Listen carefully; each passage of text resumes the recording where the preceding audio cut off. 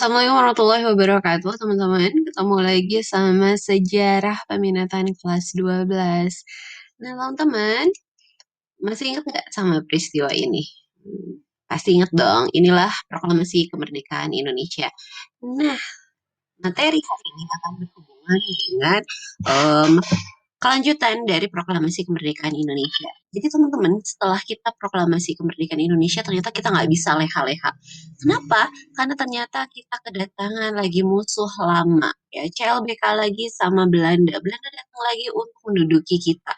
Loh, kenapa Belanda dudukin lagi? Kan kita udah merdeka. Ternyata kemerdekaan kita itu belum mendapat pengakuan di mata seluruh dunia, terutama oleh Belanda. Karena bagi Belanda yang mengalahkan Jepang sendiri adalah mereka. Kok tiba-tiba Indonesia merdeka sendiri?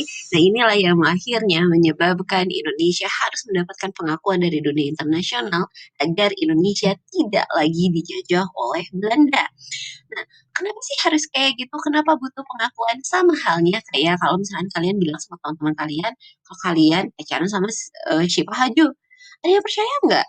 Tentu nggak akan ada percaya kalau nggak ada yang memberikan pengakuan kepada teman-teman kalian yang lain bahwa kalian memang pacaran.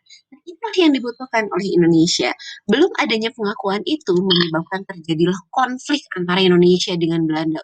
Konfliknya luar biasa panjang. Salah satu konflik yang paling terkenal itu adalah 10 November di Surabaya yang menjadi inspirasi salah satunya ke Jawa Barat, yaitu dengan adanya peristiwa Bandung Lautan Api, di mana rakyat Bandung dengan rela membakar rumah mereka agar Indonesia atau wilayah Bandung enggak dijajah lagi oleh Belanda.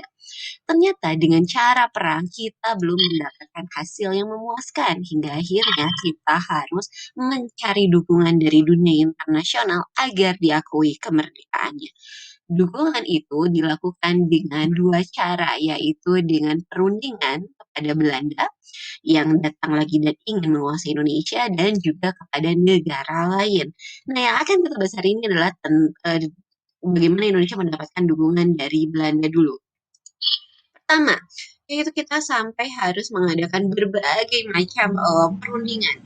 Perundingan itu diantaranya ada Linggarjati, lalu kemudian ada Renville, dan juga ada Rumroyen, dan terakhir puncaknya yaitu perundingan konferensi meja bundar. Perundingan-perundingan ini ternyata sangat menghabiskan waktu dan energi bangsa Indonesia. Di Linggarjati kita sudah perundingan dan Belanda ternyata tidak mengakuinya. Mereka serang lagi Indonesia. Lalu kita ada Renville, Belanda juga tidak mengakuinya. Dan kita masuk ke Rumroyen. Di Renville, bahkan internasional sudah ikut di sini. PBB menengahi dengan adanya KTN, Komisi Tiga Negara. Ada Amerika yang bersifat netral dan menyediakan kapal miliknya yaitu kapal Renville sebagai tempat perundingan, lalu Indonesia yang diwakili oleh Australia dan Belanda yang diwakili oleh Belgia. Tapi tetap Belanda malah kemudian menculik Soekarno-Hatta di AMB 2 dan mengambil ibu kota negara kita yaitu Yogyakarta. Kok Jogja? Kok bukan Jakarta? Di hasil Renville, wilayah kita itu sebagian Sumatera Jawa, sebagian Sumatera, lalu kemudian Banten dan Yogyakarta. Artinya, Jakarta sudah bukan menjadi bagian Indonesia. Karenanya Indonesia memindahkan ibu kotanya ke wilayah Yogyakarta.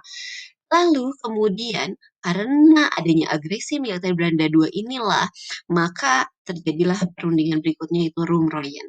Setelah Rumroyen, maka masalah Indonesia dibawa lebih dalam ke dunia internasional melalui perjanjian konferensi Meja Bundar di Den Haag, Belanda.